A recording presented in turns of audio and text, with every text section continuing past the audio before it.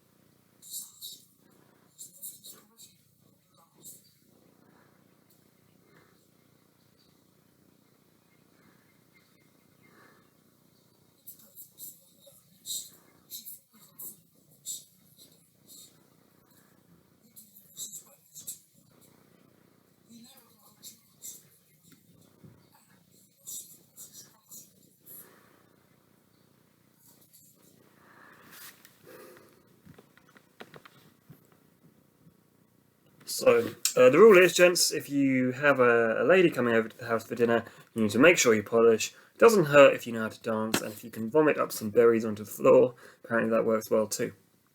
Now, it's very clear that is not going to work for every species. It's a silly example for humans, okay? If I was to stand in the middle of the bar and wiggle my head around and vomit some berries onto the floor, I'd get arrested. I wouldn't get to breed with the local females, okay? If that's the way of putting it. But for that bird, it works spectacularly, and in fact, it's the only way he gets to breed. If he didn't do that, he definitely wouldn't get to breed. You could go so far, though, as to say if another bird of paradise did the same dance, the same ritual, it wouldn't work. And so we can identify species using their courtship behaviours. For that bird, it is first you put some berries on the floor, then you polish, then you dance. And actually within the dance there will be head wobbles and bops and all these things that you could identify being different between different birds. You might think, well, maybe more closely related species would have similar dances. So if I see another species that vomits a different kind of fruit onto the floor, then polishes, then does a similar dance, it's a similar species. And so actually we can use courtship behaviours to identify not only which species are which, because they have their own courtship behaviours, but also which species are similar. Which species are similar. And therefore which species are most closely related. But what is the point of courtship behaviours? Okay, what's the point of courtship behaviours? So why do we do them? Let's put it this way. Okay, a human courtship behaviour, let's take a ridiculous one. Walking into a bar, walking over to someone and offering to buy them a drink. Can I buy you a drink? What is the aim of that? Right? Why do we have to do that before we get to breed? Right? Or whatever the courtship behaviour might be. For humans it's very complex, dating and movies and dinners and all of these things. But why do we do those things? Now there's several reasons. The first is recognising members of the same species. Now this is not us trying to recognise members of the same species, it is them trying to recognise members of the same species. Now there are some extremely similar looking animals. You look at some butterflies, even try to look like each other. And so they will struggle visually to identify which is the same species as them. Now courtship behaviours, every single species has a unique courtship behaviour, completely unique. Some are similar, some are different, but very unique, and therefore that enables them to identify which of the same species is them. So if I walked into a bar and offered to buy the orangutan a drink, they would not accept, and therefore I've identified they're not the same species as me. Secondly, identify a mate that is capable of breeding. What do I mean by that? That they're the opposite gender to me, in most mammals at least, birds, fish even, most animals. That they're the right age, i.e. that they're mature, but they're not too mature, they're not too old. And that they're actually interested in breeding, i.e. they're not too ill, and they actually are interested in me. So if I walk into a bar and I prod the bloke at the bar on the back and say, can I buy you a drink? Being a heterosexual man, I'm anticipating him saying no. So that solves one issue for me. And if it was difficult to identify which were male and which were female in our species, as it is for some species, that would be a good thing. If I prodded someone and they kind of looked at me blankly because they were actually 5 years old, again, it would be a good thing, because there's no point as an animal, let's take animals for a second, proceeding with any kind of mating if the animal is too young to mate. And again, in some animals that can be difficult to tell. Easier in humans, obviously. And with the whole healthy thing, if you offer to breed, if you do your courtship behaviour at them and they don't participate, it may be that they're too ill, they're too tired, they haven't enough food, and therefore you don't want to breed with them in the first place. A form of pair bond is more interesting. That's rare. Okay, so This can be continuation of courtship behaviour, i.e. you do the same courtship behaviour regularly, or you have a particular courtship behaviour between you two that leads to continued pair bonding. And then finally, synchronization and mating. Well, let's say the woman only does her courtship behaviour when she is fertile. Some animals are only fertile at very specific times. Even for humans, it's only once a month. Then that ensures that mating is more likely to lead to offspring. And it's simply true that even in humans, women are more interested in pairing off in men when they are ovulating. Hormones are released which leads to increased interest in sex. It's true for all animals. And therefore, those courtship behaviours will only happen on those days when the woman is fertile. So those are the four possibilities. And you're welcome to take notes on this, but the ideas are the only thing you really need to know. You don't need to know the details. So there's 4 things: recognising members of the same species. You're welcome to pause and take any notes you like. Identifying a mate that is capable of breeding. Forming a pair bond. And synchronization of mating. Those are the 4 reasons for courtship behaviours. You need to know them.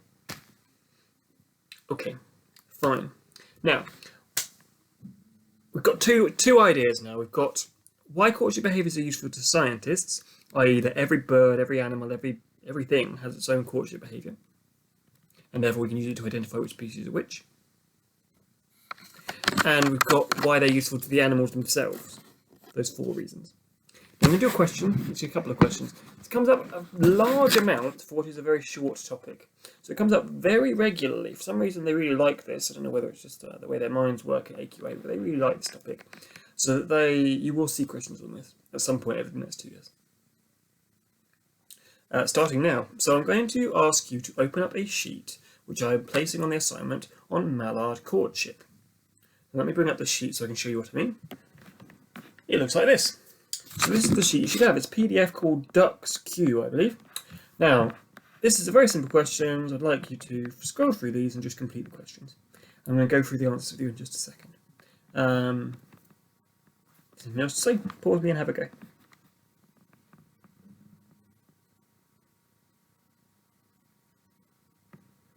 Right, so let's have a look at the answers. So the first question is, why do different species of ducks have different courtship displays? The answer to that question, according to AQA, is so that each can recognise its own species. So that's why different species have to have different ones. That's the reason, that's the specific of the 4 reasons. That's why we need different ones for each species. Okay, then the next question I believe was how many species are there? Let's have a quick look. Yeah, how many different species of ducks are represented in the table? There are 5. How do I know there's 5 and not 6? 2 of them are identical. It's B and D, is it? Yes. No, excuse me, A and B. Yeah, A and B are the same. If A and B have the same courtship behaviours, then they're liable to be the same, so they are the same species, full stop. Only reason why they might not be the same species is if I'm not looking at enough detail. If I don't notice that flicking my head is different to nodding, I might think that duck D is the same species too, but actually flicking my head and nodding are different. And so you have to be able to see the detail. But assuming you've seen the detail, that says that they're the same species. So what tells you they might be a similar species? Well, because they've got a similar sequence, there's only one different element. And then we've got, let's have another look at this question.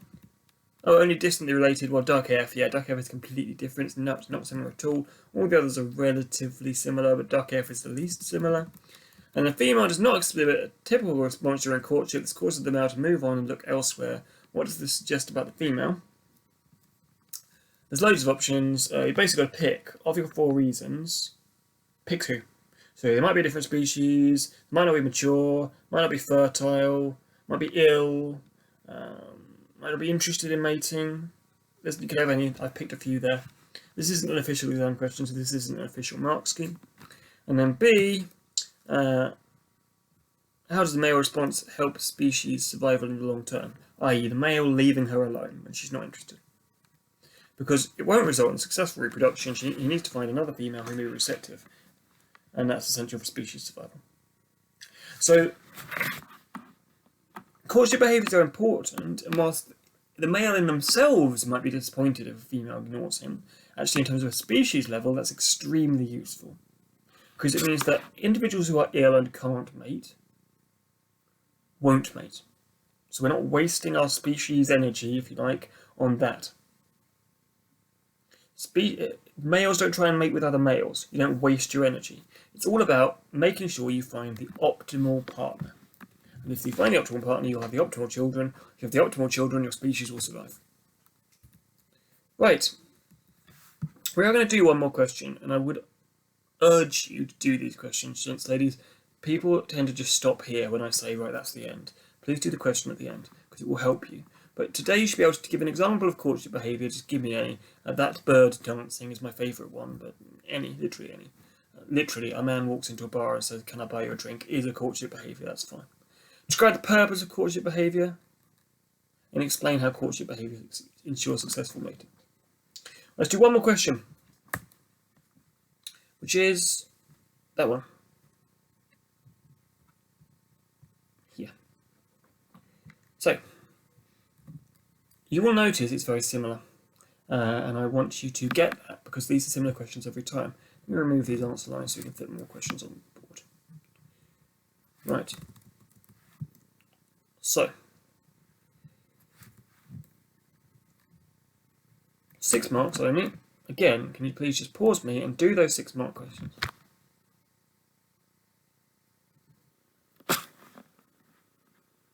So, answers. What's the species? 1 mark for saying it's a group of similar organisms. 2 marks for saying that produce fertile offspring. Mate to produce fertile offspring. And that's the easiest 2 marks in the world. Please don't lose those marks. You've just got to know that definition. Courtship behaviour of male fruit flies has several components. There they are. Suggest how the courtship sequences provide evidence that the fruit flies are separate species. Well, of course they do different things, but you need to be more specific than that. You need to say because species A scissors wings. I think you should say scissors wings. It crosses them over like scissors. Either way, it's scissors wings, and species B doesn't. So you have to be very specific to get that mark. You don't get a mark with just saying they do different things. You need to say that specifically species A scissors wings and species B doesn't. The species are closely related, that otherwise they are identical or they are very similar. You can be a bit woolly on that one. They have very similar activities, actions. During courtship, males of both species vibrate their wings. This produces a sound. Explain how the sound helps to ensure that females mate only with a male of the same species. And what you want to say here is that it acts as a sign or a courtship behaviour, a sign of mating, i.e. it's going to indicate that the males are ready to mate, and that each species will have a separate sound. You say separate frequency, a separate volume, or separate pitch, whatever you like. But they have a separate sound. So it's a sign or a stimulus for mating, and that each male or each species will have a different sound. Fine. If you've got that, fine. Now I just want to show you one more thing. I'm not going to do any questions. I want to show you this question here. Don't do it. Have a look at that. Do you recognise that? It's literally an identical question with a very small amount of maths. What I'm trying to get you to understand is, look at this, it's literally identical. And these are 2 different exam questions in different years. What I'm trying to get you to understand is that the same questions come up over and over and over again. Please don't stop doing this lesson until you're confident I can get all the marks on this question. Not this one, the one I just showed you. If you want to, you could scroll down and find the mole crickets. And that's the second question. So I put both Word documents on the lesson. That's the end of the lesson. Hope it's been useful to you. Look forward to seeing you in school whenever it will.